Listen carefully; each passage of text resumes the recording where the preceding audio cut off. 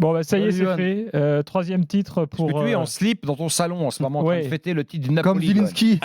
C'est ça quand même la question. Est-ce que tu t'es Alors, fait arracher ton personne ne short s'est et ton jeté maillot sur moi pour arracher mes vêtements et pour les mettre aux enchères par la suite. Ah, parce que c'est pour ça en plus, tu Et puis crois en plus, Johan, Mais toi, bien t'aimes sûr pas. que c'est pour Tu vois ça. que le short de Zelensky, il est sur eBay demain matin Mais bien sûr. Mais Johan, t'aimes pas le Napoli, toi, tu préfères la Juve d'Allegri, non? Alors, non, pas vraiment. Non? Non, Ah, mais même. c'est chouette en fait, au-delà même de toutes les considérations foot, parce qu'on aura le temps d'y revenir évidemment. Moi, ce que j'aime, c'est l'histoire que nous raconte ce Napoli-là. C'est l'histoire qu'ils écrivent. C'est évidemment 33 ans après le dernier titre de Maradona. C'est évidemment une saison extraordinaire au sens littéral du terme. C'est-à-dire que ça sort totalement de l'ordinaire. Parce qu'il faut quand même rappeler que depuis 1992, il n'y a que 2 titres qui ont échappé aux 3 grands clubs du Nord. En 2000 à Lazio, en 2001 à la Roma. Mais ce Napoli-là est le plus bel exploit du football italien depuis la Samp de 91. Ah, Clairement, carrément. mais Parce bien qu'ils sûr. n'ont pas bien non sûr. plus une équipe de chèvres. Ouais, mais en début de saison, je pense qu'il n'y en a pas beaucoup qui auraient misé Non, sur. mais ouais, voilà, c'est ça. Tu sais, en Italie, on a l'habitude en début de saison de faire sous forme de grille de F1 le classement à la fin de la saison en essayant de prévoir un peu ce qui va se passer. Et en fait, tu absolument personne, mais je dis bien personne, qui mettait le Napoli Ah premier. oui, bien C'est évidemment. évident, c'est au-delà même de. Évidemment qu'il y a eu des très belles équipes en Italie, des très fortes équipes, d'autres moins belles, mais qui ont gagné massivement. Euh, mais là, tu parles d'une équipe qui a perdu 5 cadres l'été dernier. Tu parles d'une équipe Des qui légendes. Hein. allait un peu dans l'inconnu avec beaucoup de nouveaux joueurs. Tu parles d'une équipe qui a écrasé le championnat. Et quand je dis écrasé, je pèse mes mots. En fait, le Scudetto, il est joué depuis la fin novembre. Voilà, Oui, c'est il très faut bon le signe dire. pour le PSG. Tu peux perdre des légendes, comme tu le dis, Ouais. et ils ont perdu. Redis-nous les 5. Koulibaly, Il y avait Insigne, Koulibaly, évidemment, Mertens. Insigne. Koulibaly, Mertens. Insigne, Mertens, il y a eu aussi Goulam. Ouais. Même s'il Tac, jouait tac. moins. Ouais, il jouait même, mais c'était un cadre du vestiaire, un mec important. Ospina, Ouais, ouais. qui était le gardien Ospina. titulaire aussi. Ouais, mais surtout Koulibaly et Insigne et Mertens, c'était quand même 3 joueurs qui étaient titulaires et qui étaient très importants. Bien sûr, mais je trouve que tout a été enthousiasmant en fait dans cette saison. Il n'y a pas un truc où tu peux dire ouais, mais là non, parce qu'ils ont été bons contre les gros, contre les petits. Ils ont envoyé énormément de jeux, énormément de football, ce qui a évidemment plu à tout le monde. Au-delà même des considérations de campanilisme, de guerre de clochers, ceux qui aiment pas Naples, etc., etc. Mais tout le monde était bien obligé de reconnaître que c'est sans doute l'une des plus belles équipes de l'histoire du football contemporain. Ouais, Voilà, tout l'un des simplement, plus beaux tout championnat champions. Ouais. confondu. Et puis en plus, je disais tout à l'heure, mais l'Argentine n'avait pas gagné depuis très très longtemps la Coupe du Monde. Là, le Napoli, 33 ans après, sur la même année, va gagner la Serie A. C'est quand même un joli clin d'œil pour Diego Ouais, c'est Maradona qui nous a quittés il y a 3 ans, il me semble.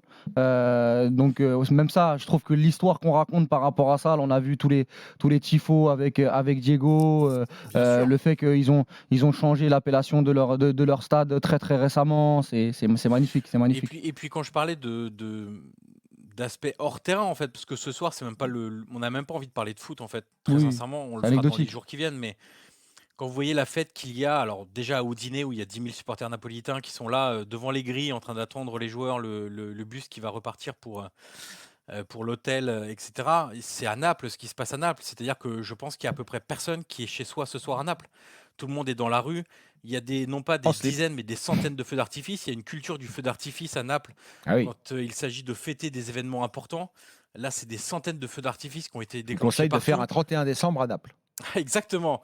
Dans la baie. Quand vous voyez ce qui se passe dans les quartiers espagnols, les quartiers populaires où il y a tous les murales de Maradona, tous les graffitis, toutes les inscriptions pro Maradona, quand vous voyez la Piazza del Plebiscito qui est pas loin du Longomare à Naples, pas loin du front de mer, qui est la très grande place de Naples. Je ne sais pas si on peut la comparer à quelque chose en France, mais c'est une énorme place avec plein de bâtiments historiques, une basilique, la résidence des Bourbons à l'époque, etc.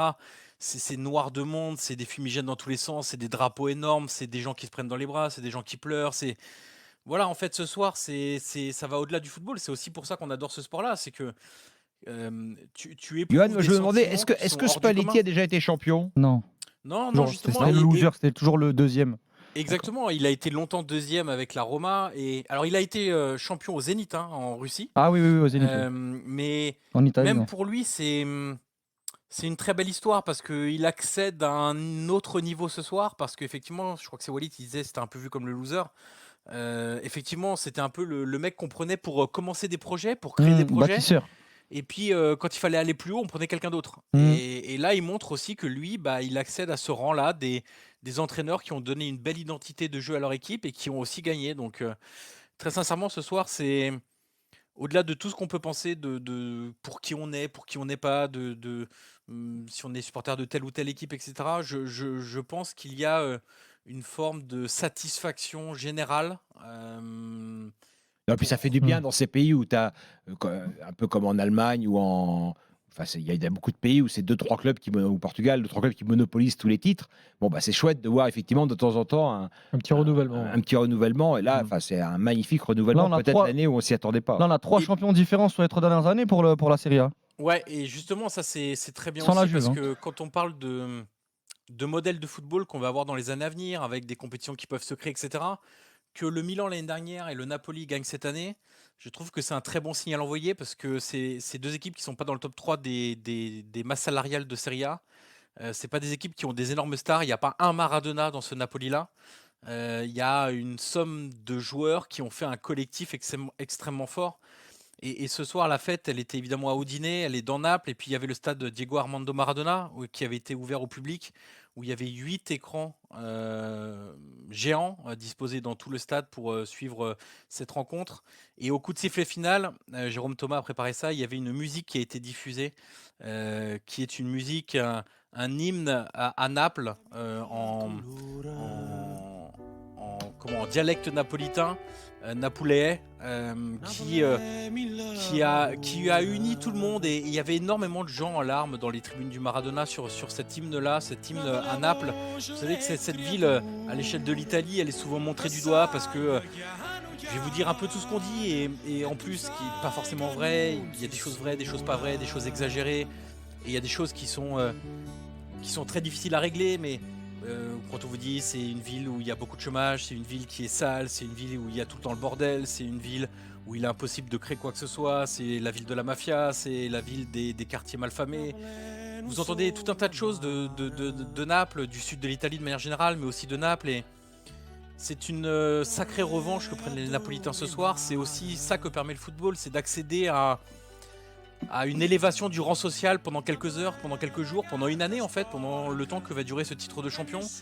Ce sera plus le Napoli de toutes les mauvaises choses que je viens de vous dire, ce sera le Napoli du champion d'Italie, en fait, tout simplement. Ok. Et c'est pour ça que les gens sont dans la rue ce soir pour exprimer leur amour à la fois du club, qui les rend heureux, mais leur amour de la ville. Voilà. Et Yoann Crochet est capable de vous faire la même chose sur Eindhoven. Hein. Sans aucun problème. Alors que ça paraît moins sexy comme ça tout à coup.